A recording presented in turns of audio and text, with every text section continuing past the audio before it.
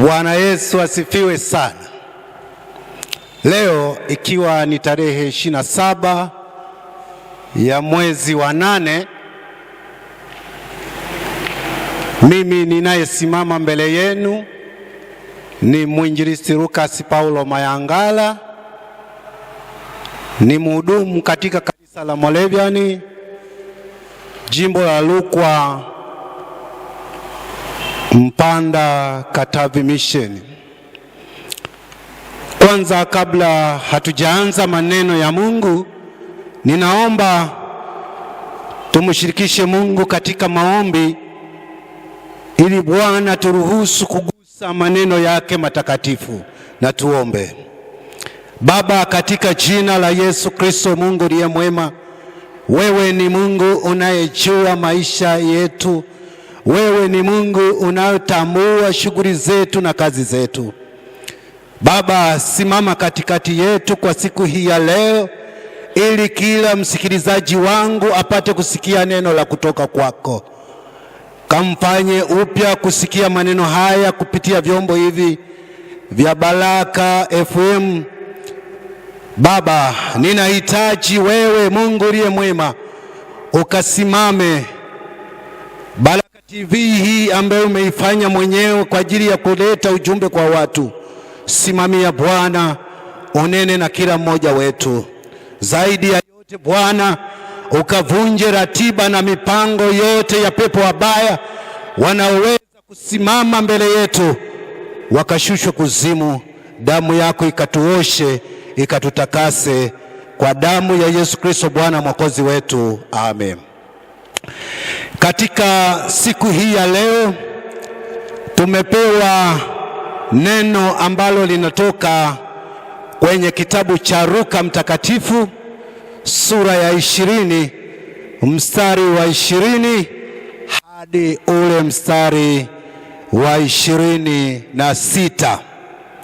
Somo letu linapatikana kwenye kitabu cha Injili ya Luka Mtakatifu sura ya 20 mlango wa 20 hadi 26. Maneno ya Mungu yanasema hivi: wakamvizia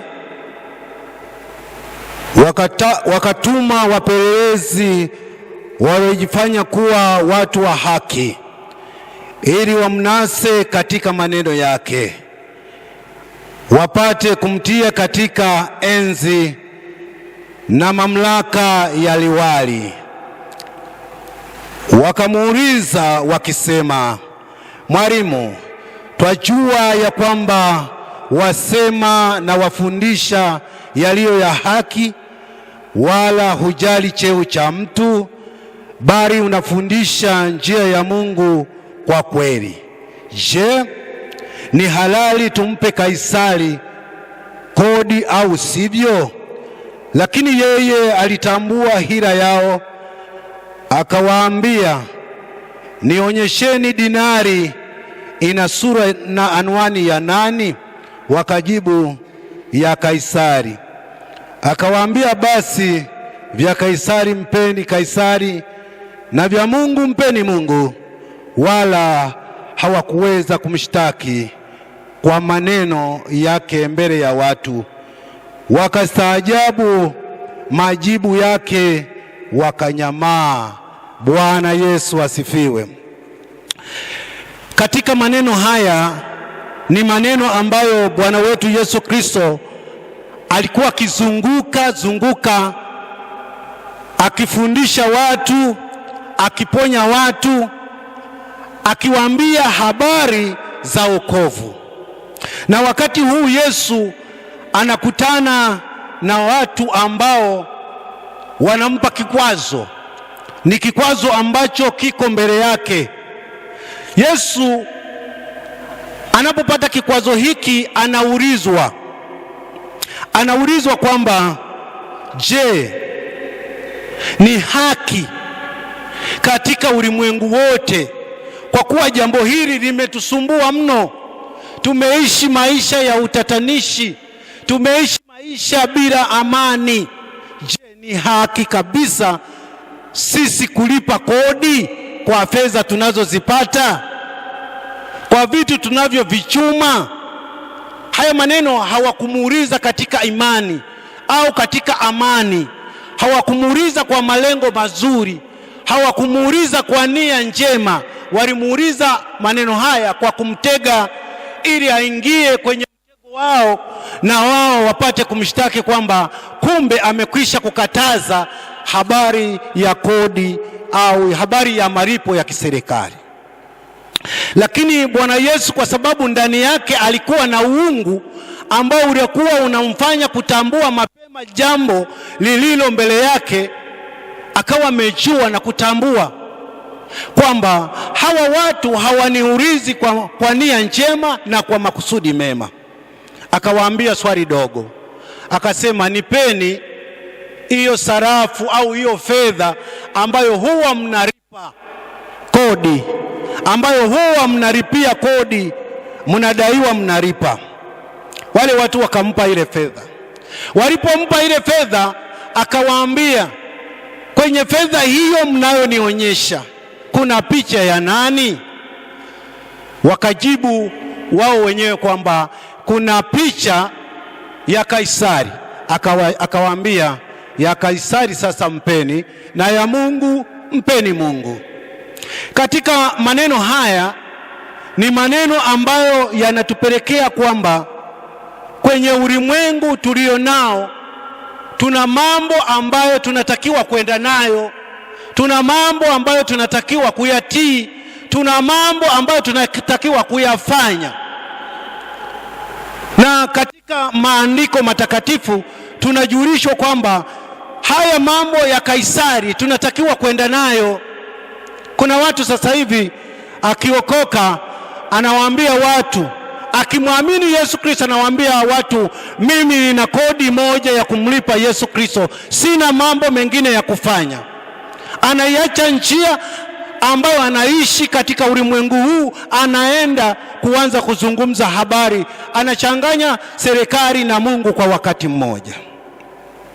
Lakini katika mitego hii ambayo Yesu alikuwa ametegwa, ni mitego ambayo Yesu baada ya kuitambua na kuijua, akawa ametambua madhaifu yao na mapungufu yao, akawa amejua wanalenga nini, wanalenga kutaka kufanya nini juu ya maisha yake Yesu mwenyewe, ili wamkamate, wamshtaki na baadaye waweze kumdhuru au baadaye waweze kumtia hatiani. Lakini katika mambo haya yote ukiangalia ule mstari wa mwisho ambao ni wa 26, anasema wala hawakuweza kumshtaki kwa maneno yake mbele ya watu. Katika kujibizana kwao na katika mazungumzo yao hawakupata neno lolote la kumshtaki kwamba Yesu ana hatia. Kumekuwa na lugha au tabia au tabaka mbalimbali ya kuonyesha kwamba Yesu naye alikuwa mwovu, ya kuonyesha kwamba Yesu naye alifanya hila katika maisha ya hapa duniani, lakini imekuwa ikipingana na ukweli kwamba Yesu alikuwa mtakatifu. Yesu alibeba utakatifu. Yesu alibeba nguvu aliyokuwa amepewa na Mungu. Ndugu wasikilizaji, kwa siku hii ya leo tumepewa maneno haya, yanataka kutuambia nini? Yanataka tuzungumzie nini? Yanataka tufanye nini? Yanataka tuangalie nini ndani ya maneno haya? Jambo la kwanza, yanataka kutuonyesha kwamba katika huduma ya kumwamini Yesu Kristo, katika njia ya kumwamini Yesu Kristo, tutakutana na heka nyingi na matatizo mengi. Tutakutana na shida aidha kwa maneno au katika kutenda au katika kufanya. Tutakutana na vikwazo vingi vya kila aina, lakini jambo la msingi kwamba tusimame imara, kwa kuwa yeye alisimama imara akayashinda. Tusimame imara katika majaribu na vikwazo tunavyovipata. Sasa hivi kuna vikwazo ambavyo vimekuja Kuna vikwazo ambavyo vinafanyika, kuna vikwazo vya kifamilia, kuna vikwazo vya kiudini, kuna vikwazo ambavyo vinafanyika katika maisha ya kawaida, kwenye biashara na mambo mengine, kwenye mizunguko ya kawaida. Lakini vikwazo hivi vinaweza vikatupelekea tukaiacha njia, tukapoteza maana ya Ukristo katika kutamka na kusema, mwisho ukajiingiza kwenye matusi, ukajiingiza kwenye shida ambayo hiyo kwa baadaye ukaijutia. Tusimame imara katika kumwabudu Mungu, tusimame imara tunapopata na vikwazo, tunapokuwa tumeingia kwenye shida na tabu, tusimame imara, kwa sababu tutaulizwa mambo mengi. Jambo la kwanza. Jambo la pili, katika huduma tunayohudumia watu, usifikiri kwamba kila huduma unayoifanya ni njema machoni pa watu. Nyingine ni huduma unazifanya vizuri, lakini ni vikwazo, kwa sababu hawaoni utukufu, hawajui kile unachokifanya. Kumbe unapofanya huduma, mwambie Mungu atende muujiza, awaonyeshe milango ya kujua nini unakifanya, ili wafunguliwe, wamrudie Kristo na wampokee Kristo. Jambo la tatu, tunaposimama katika maisha ya utakatifu, cha kwanza sisi wenyewe tujue kwamba tunahitaji kujisafisha. Katika vikwazo tunavyokutana navyo, tujue namna ya kuvishinda ni kujisafisha, kumrudia Kristo, kumwomba Kristo akae katika maisha yetu. Katika mambo yote haya matatu, yanatakiwa sasa kila mmoja kusimama kwa zamu yake, kujua yeye ni nani na anatakiwa kufanya nini, na anatakiwa aanze nini cha kufanya kumwelekea Mungu. Usihangaike na maisha ambayo mpaka dakika hii na muda huu watu wengine wamethamini mali, utajiri wao, majumba yao, fedha zao zaidi, wakaiacha njia ya kumtumikia Mungu. Usiache njia ya Bwana wetu Yesu Kristo. Taabu na shida zisije zikakufanya ukaiacha njia, ukaanza kutafuta waganga wa kienyeji, ukaanza kutafuta njia isiyo halali, ukaacha njia ya Bwana wetu Yesu Kristo, ukafanya njia ambayo sio kweli. Matokeo ya njia isiyo halali ni kilio na kusaga meno siku Bwana atakapoleta utukufu wako, siku Bwana atakapokuja kulinyakua kanisa lake. Utatawala mambo mengi, utafanya vitu vingi, utakuwa na pesa nyingi, lakini hizo pesa hazitakusaidia siku ya mwisho utakapokuwa umeitwa kwa jina lako kwenda mbinguni kwa Baba. Utakuta milango imefungwa, lakini katika spidi zote hizo utakuwa unazifanya wewe, unatengeneza maisha ya kwako, unatengeneza njia ya kwako ili milango ifunguliwe. Utaitenda kazi katika haki, utafundisha watu habari ya neno la Mungu, utafundisha watu habari ya kumjua Kristo, kuacha njia zilizo mbaya, kusimama imara, kusimama karibu na Mungu, kumwonyesha Bwana njia, kuwaonyesha kwamba Bwana anahitaji njia iliyo sahihi, ambayo katika njia hiyo mnatakiwa kuipita. Ndugu wasikilizaji, katika maneno haya Bwana wetu Yesu Kristo alipata vikwazo. Bwana wetu Yesu Kristo alikutana na adha nyingi, na sio hii, kuna vikwazo vingine ambavyo havijaandikwa hapa, lakini katika vyote hivi alivumilia, kwa sababu alipewa nguvu na Baba yetu wa mbinguni. Sisi tumezama katika mamlaka, katika nguvu, katika uwezo wa kutoka kwa Bwana wetu Yesu Kristo. Bwana wetu Yesu Kristo alishinda. Bwana wetu Yesu Kristo alifaulu, alishinda majaribu yote, na sisi tunatakiwa kusimama imara ili tushinde majaribu yaliyo mbele yetu. Katika ndoa kuna vikwazo vingi, na zaidi sana wanandoa wanaishi maisha ya mahangaiko, kwa sababu mama na baba wanakuwa hawaaminiani. Tutengeneze maisha mazuri, maisha ya utakatifu, ili unapokaa na mke wako, unapokaa na wazazi wako, unapokaa na familia zako, wajue kwamba kweli Yesu yumo ndani yako na anafanya kazi katika maisha yako. Mungu atusaidie sana. Mungu atutie nguvu kwamba sisi sasa tumesimama imara, tumebeba habari ya Yesu Kristo, tumebeba ujumbe ambao unaonekana kila namna kwa njia zozote zile, popote pale tunapokwenda.